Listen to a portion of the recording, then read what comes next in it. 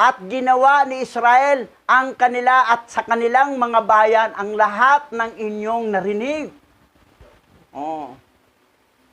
At masda, nakita namin mismo sa aming mga mata na si Esau, na kapatid ni Israel, ay lumapit sa kanya kasama ang 400 lalaki na may balak na patayin siya.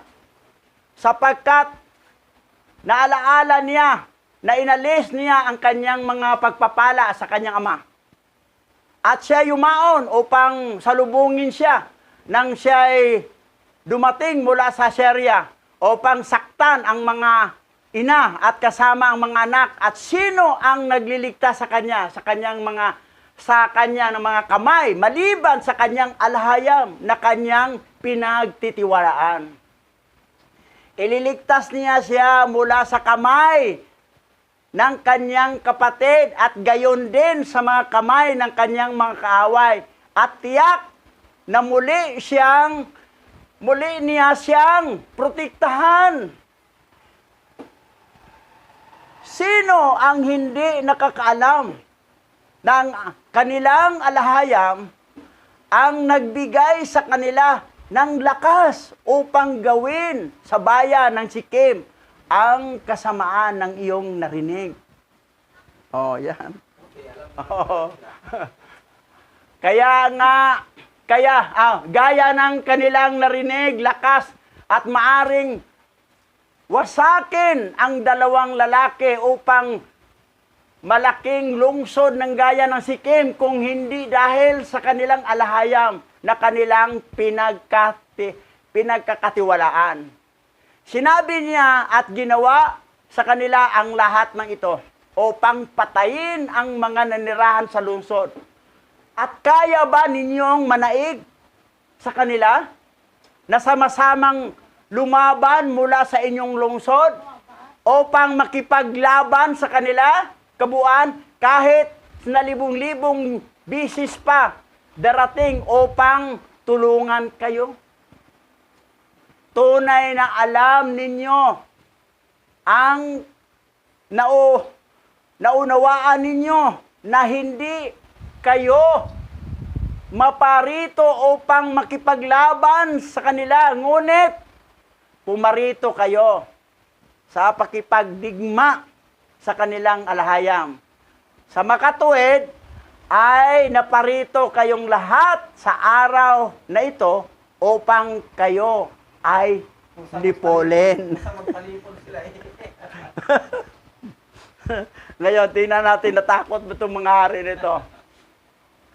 Ngayon nga, iwasan ninyo ang kasamaang ito sa inyong pinagsisikapan na dalhin sa inyong sarili at mas mabuti para sa inyo na huwag makipagdigma sa kanila.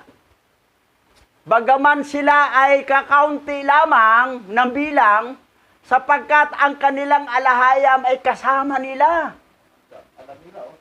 At nang narinig ng mga hari ng mga Amoryo ang lahat ng mga salita ng kanilang mga tagapayo, ang kanilang mga puso ay napuno ng takot. At sila ay natakot sa mga anak ni Israel at hindi na sila lumaban sa kanila. At ikiniling nila ang kanilang mga tainga sa mga salita ng kanilang mga tagapayo at lubos na nakalugod sa mga hari. At ginawa nila ito. At ang mga hari ay bumaling at umiwas sa mga anak ng Israel, sapagkat sila ay hindi mangahas na lumapit sa kanila upang makipagdigma sa kanila. Sapagkat sila ay labis na natakot sa kanila at ang kanilang mga puso ay natunaw sa loob nila dahil sa kanilang pagkatakot sa kanila. Yan. Takot din. Gininto ang lahat ng story mula kay Abraham hanggang manaig. Kunti lang sila pero kasama naman nila ang alahayam. Paano? Pumunta ka rito para lipulin lang kayo ng anak ni Israel? So, yan.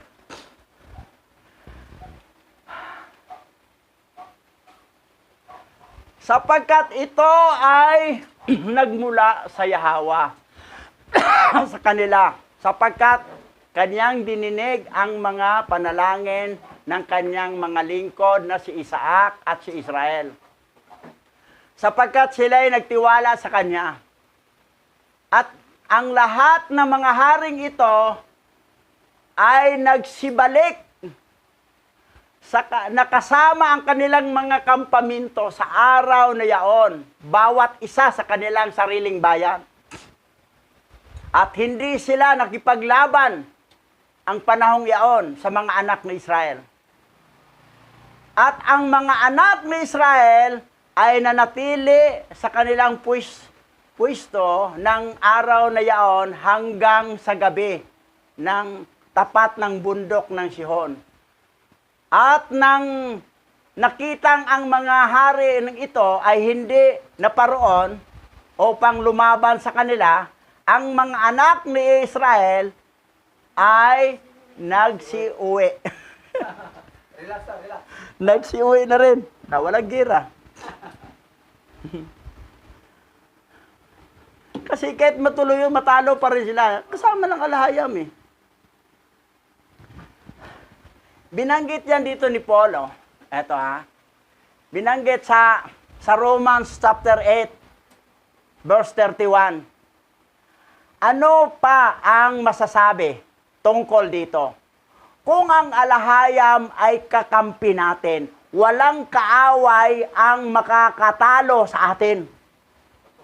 Oh, Romans chapter 8 yan, verse 31. Sa English, what more can be said about this?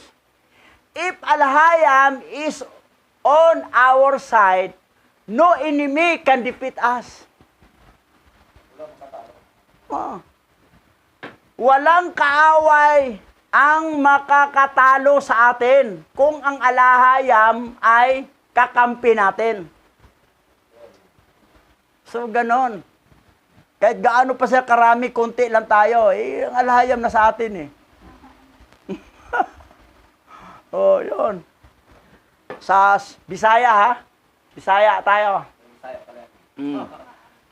Unsa pa ang ikasulti lah, bahin nene. Kung ang alahayam, dapig kanato, walay kaaway nga makapildi kanato. Walay kaaway na makapildi kanato. O ngayon, kayo mga nanonood sa YouTube channel ng mga Bisaya, ulitin ko pagbasa from original Bible to ha. Translate sa Bisaya na. Romans chapter 8 verse 31. Unsa pa ang ikasulti bahin ini? Kung ang alahayam dapig kanato, walay kaaway nga makapildi kanato. Daog ka palagi, daog tayo. Wala talaga makapildi kanato. Tayo palagi. Puro panalo. Balik na sa Tagalog. Ano pa ang masasabi tungkol dito? Kung ang alahayam ay kakampi natin, walang kaaway ang makakatalo sa atin.